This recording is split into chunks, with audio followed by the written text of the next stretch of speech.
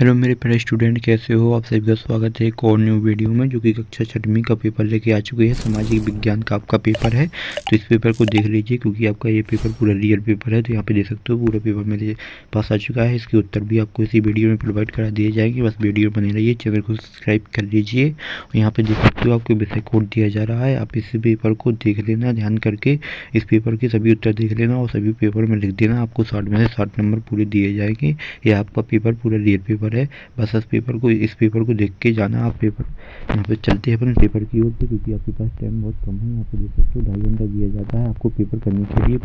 60 number दिए जाते हैं आपको। पूर्णांक आपका 60 नंबर का पेपर है। यहाँ पे कक्षा 6वीं वालों का पेपर है और आपका विषय सामाजिक विज्ञान है। 2024 का यह पेपर है। भोपाल राज्य शिक्षा केंद्र मध्य प्रदेश भोपाल द्वारा जारी किया गया है। आपका यह पूरा विषय दिया जाए, यहाँ पे विषय कोड दिया गया है। तो यहाँ पे देख सकते हो पिछले पैरा में दिया गया है बहुविकल्पीय पिछले 1 से 5 तक दिए जाएंगे। और यहाँ पे निर्देशक भी दिया गया है। तो निर्देशक में देख सकते हो प्रत्येक प्रश्न के लिए 4 विकल्प दिए गए हैं। सही विकल्प चुनकर उत्तर लिखिए। प्रत्येक प्रश्न के लिए 1 अंक निर्धारित है। एक प्रश्न के लिए आपको 1 अंक दिए जाएंगे, यहाँ पे देख सकते हो। तो यहाँ पे प्रश्न की ओर पे चलते हैं, जिसमें लिखा है महाजनपद कार्य में राजगृह और पाटलिपुत्र किस राज्य की राजधानी है। तो इसकी सही आपको आंसर बताना है, कौन सा सही आंसर है। तो इसका सही आंसर हो जाएगा आपका मगध, इसका सही आंसर हो जाएगा। फिर आता है आपका प्रश्न दूसरा, जिसमें लिखा है लोकतांत्रिक सरकार का प्रथम स्तर होता है। तो इसका आ जाएगा सही आंसर ग्राम पंचायत, इसका सही आंसर हो जाएगा ग्राम पंचायत। फिर आता है आपका प्रश्न तीसरा, जिसमें लिखा है मौर्य समान में मध्य एशिया तथा उत्तर पश्चिमी जाने के मार्ग का पर पड़ता था। तो इसका सही आंसर हो जाएगा आपका तक्षशिला पड़ता था। फिर आता है प्रश्न 4वां, जिसमें लिखा है कर्क रेखा भारत के किन राज्यों से होकर गुजरती है। तो आपको इसका सही आंसर बताना है, कौन सा है। 8, 7, 9, 6। तो इसका सही आंसर हो जाएगा आपका 8 राज्यों से गुजरती है जो कि कर्क रेखा। फिर आता है प्रश्न 5वां, जिसमें लिखा है अमेरिका में महिलाओं को वोट देने का अधिकार प्राप्त हुआ था। तो इसका आपका सही आंसर बताना है कि जो महिलाएं हैं उनको अमेरिका में वोट देने का अधिकार कब मिला था। तो इसका आंसर हो जाएगा आपका 1920 में महिलाओं को वोट देने का अधिकार प्राप्त हुआ था। फिर आता है यहाँ पे आप रेगिस्तान, तो यहाँ पे देख सकते हो रेगिस्तान, जो कि प्रश्न 6 से 10 तक दिए जाएंगे। और यहाँ पे निर्देशक देख सकते हो, जिसमें लिखा है निम्नलिखित प्रश्नों के रेगिस्तान की पूर्ति कीजिए। प्रत्येक प्रश्न के लिए 1 अंक निर्धारित है। तो यहाँ पे देख सकते हो, यहाँ पे ऑप्शन भी आपको दिए जाएंगे। तो यहाँ पे प्रश्न पहले में आ जाता है एशिया महाद्वीप हिंद महासागर की डेढ़ दिशा में है। तो इसका आ जाएगा उत्तर दिशा, ठीक है। इसका सही आंसर हो जाएगा उत्तर दिशा। फिर आता है आपका प्रश्न आता है मन का चमकना डेढ़ का कार होता है। तो इसका सही आंसर हो जाएगा आपका विशेज्ञा, इसका सही आंसर हो जाएगा विशेज्ञा। फिर आता है आपका 8वां, जिसमें लिखा है डेढ़ खब्बार की खाड़ी मिलने वाली नदी है। तो यहाँ पे आपको 2 ऑप्शन दिए गए हैं, गंगा और नर्मदा। तो इसका सही आंसर हो जाएगा नर्मदा। आपको कुछ इस प्रकार से पेपर में लिख देना है। फिर आता है प्रश्न 9वां, जिसमें लिखा पृथ्वी का उपग्रह है। तो इसका सही आंसर हो जाएगा चंद्रमा, इसका पृथ्वी का उपग्रह चंद्रमा है। फिर आता है आपका प्रश्न 10वां, जिसमें लिखा है हमारे देश में डेढ़ शासन प्राणी है। तो लोकतंत्र प्राणी है।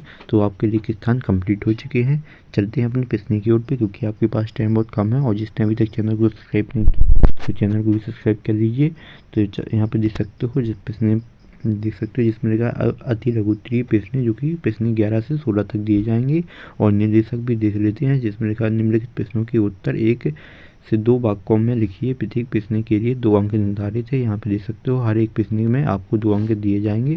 तो यहाँ पे प्रश्न पहला दिया गया है, पृथ्वी के कितने दिन में सूर्य का एक चक्रवृत्ति पूर्ण करती है। तो मतलब कि इसमें आपको बताना है पृथ्वी कितने दिन में सूर्य एक चक्कर लगाती है। तो इसका उत्तर देख लेते हैं, चलते इसकी उत्तर की ओर पे। तो इसका उत्तर यहाँ पे दिया गया है 365 और 6 घंटे में इसका सही आंसर हो जाएगा। आपको याद कर लेना है। चलते हैं अपन प्रश्न 12वीं की ओर पे। प्रश्न 12वां आ जाता है नगरीय प्रशासन चलने वाली संस्थापक को क्या कहते हैं। इसमें आपको बताना है प्रश्न 12वीं में नागरिक प्रशासनिक चलने वाली संस्था को क्या कहते हैं। तो इसका उत्तर देख लेते हैं, चलते हैं इसकी उत्तर की ओर पे। तो इसका उत्तर दे सकते हैं प्रश्न 12वां में लिखा है नगर निगम कहते हैं, जो संस्था चलती है उसको नगर निगम कहते हैं।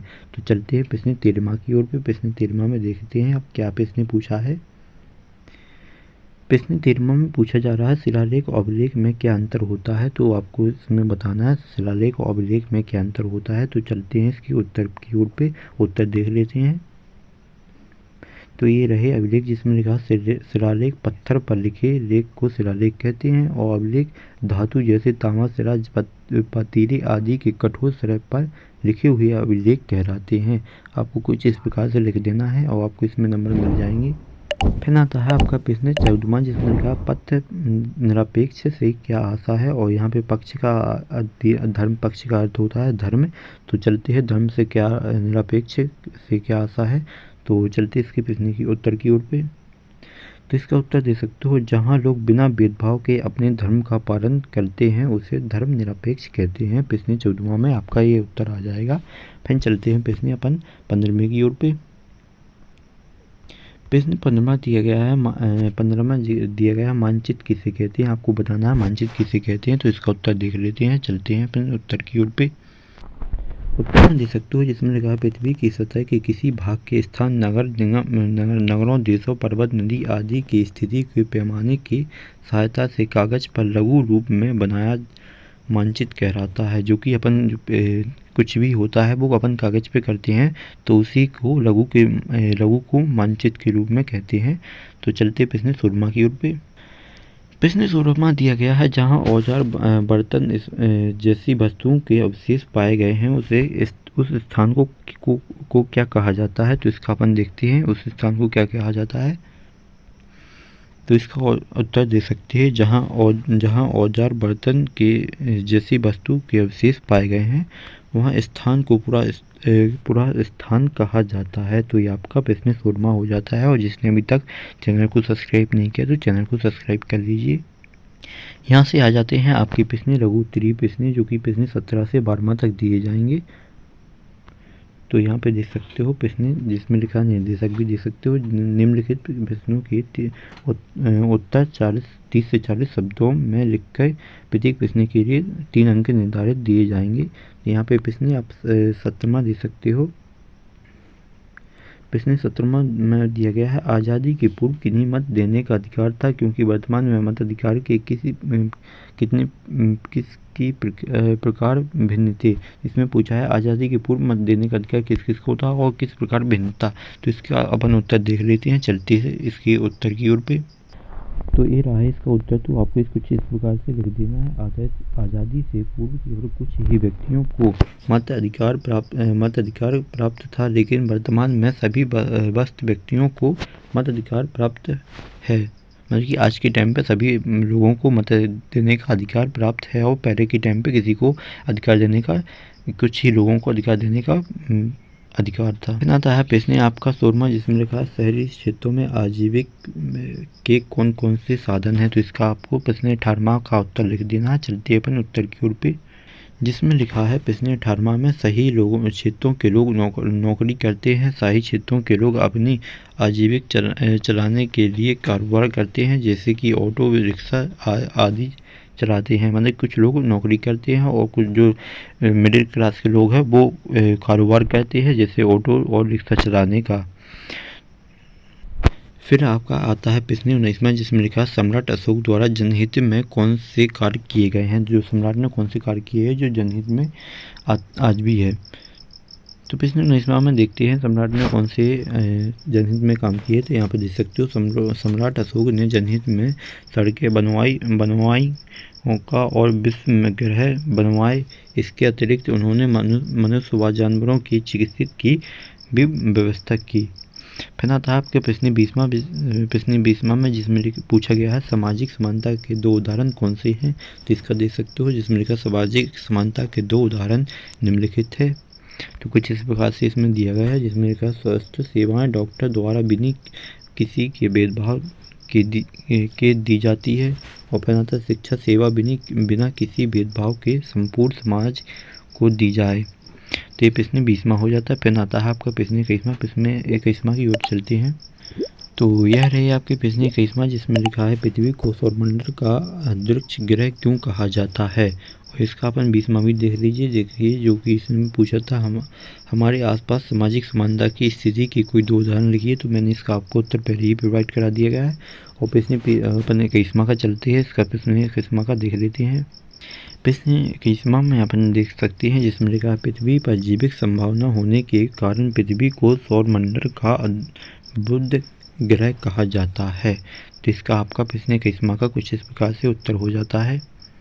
फिर आता है आपका प्रश्न 22वां जिसमें लिखा है शिलालेख शब्द की परिभाषा लिखिए। आपको शिलालेख शब्द की परिभाषा लिखनी है। तो चलते हैं अपन इसके उत्तर की ओर पे, जो कि कुछ इस प्रकार से आपको लिख देना है। शिलालेख का अर्थ होता है पत्थर पर लिखे हुए, पत्थरों पर या गुफाओं की पत्थरी दीवारों पर जब कोई लिखी रचना की जाती है तो उसे शिलालेख कहा जाता है। तो इसका आंसर एक कुछ इस प्रकार से हो जाता है।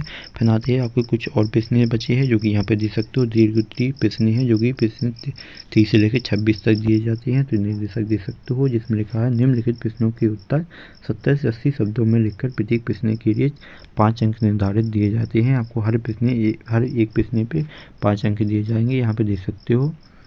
तो यहाँ पे प्रश्न 30वां में दिया गया है प्रायद्वीपीय पठार के विस्तार हमारे देश के किस भाग में अधिक है। और प्रायद्वीपीय पठार की 5 प्रमुख बातें लिखना ही अपन को।